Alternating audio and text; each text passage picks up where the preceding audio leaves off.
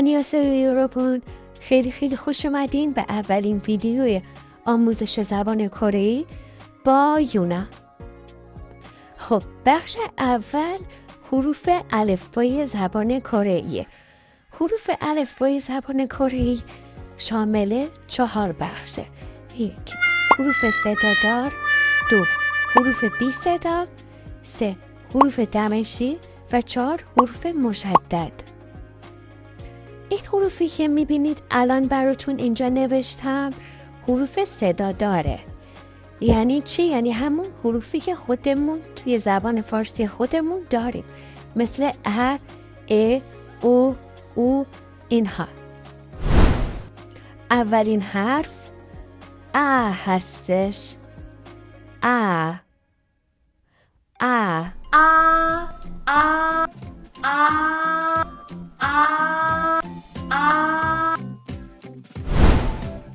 حرف بعدی یا هستش.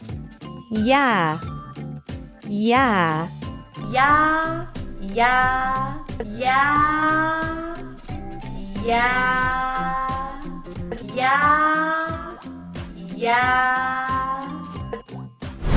خب حرف بعدی یک مقدار استثناءه که ما توی فارسی معادلش رو نداریم. صداش هستش.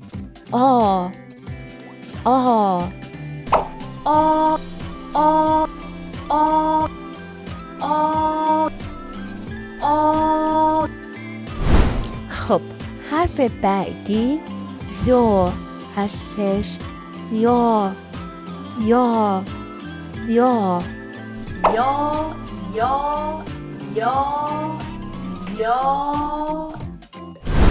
حرف بعدی او هستش. او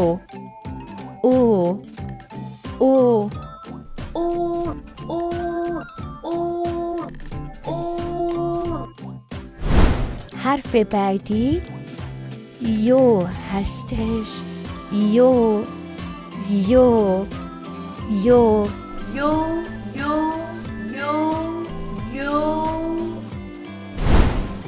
حرف بعدی او هستش. او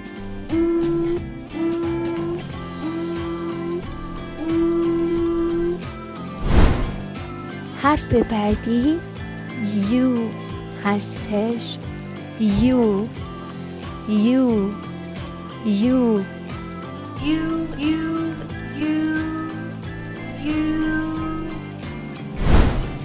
خب حرف بعدی هم استثناء هستش و ما توی فارسی تلفظش رو نداریم و تلفظ این حرف او هستش. اون ایموجی رو دیدین که دهنش مثل یک خط صافه، دهنمون رو دقیقا اونجوری میکنیم و هیچ حالتی بهش نمیدیم و میگیم او.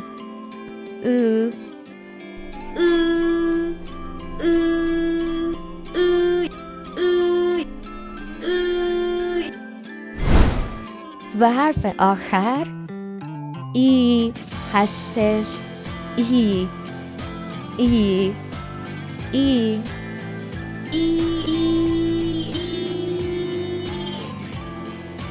خب بچه ها، حروف صدادار زبان کره‌ای به همین راحتی و سادگی تموم شد. حالا با هم دیگه بریم مدل نوشتار، یعنی اینکه چجوری این حروف رو بنویسیم رو با هم ببینیم و اینکه با هم کلی تمرین کنیم.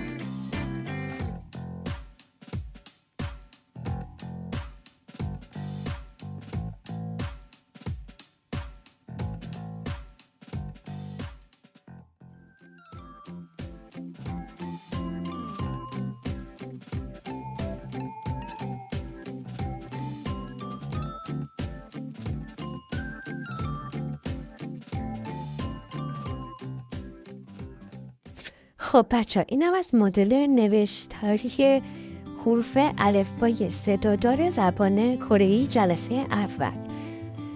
بچه همونطور که میبینید این حروف مدل نوشتاریشون رو من بهتون یاد دادم، ولی در کل اصلا مهم نیستش که شما چه مدلی می نویسید.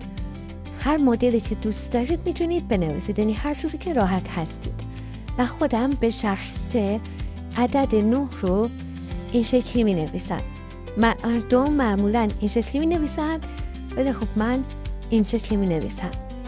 در کل میخوام بهتون بگم که اصلا نه قلق داره، نه فرمول داره، نه اصول خاصی داره. همینه، شما همین حروف همین رو باید بنویسید. حالا میخواید اول مثلا این حرف رو اول اینجوری بنویسید یا اول اینجوری، فرق میکنه. هر مدلی که راحت هستید میتونید بنویسید. خب بریم سراغ تمرین. ا ا ا یا یا یا آ آ آ یا یا یا او او او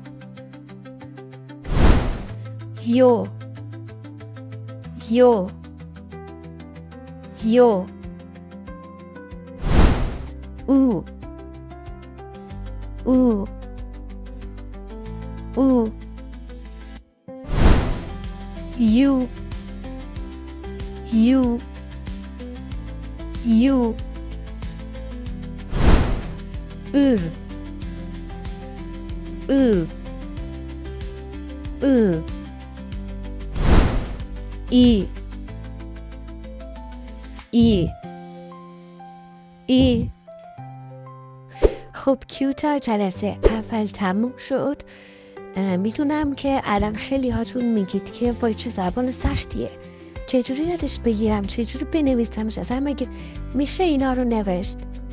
باید بهتون بگم که خیلی خیلی راحت تر از چیزی که فکرشو میکنید و شما با تمرین و تمرین و تمرین و تمرین، تأکید میکنم هرچی تمرین بیشتر داشته باشید زودتر و راحت تر یاد میگیرید. اگر هم فکر کردید که تکلیف ندارید سخت‌تر اشتباهید. تکلیف امروزتون از هر حرف 3 خط باید بنویسید و اگر هم دوست داشتید میتونید توی چنل تلگرامم تو بخش بایو چت باتم برام تکالیفتون رو بفرستید، البته اگر دوست داشته باشید.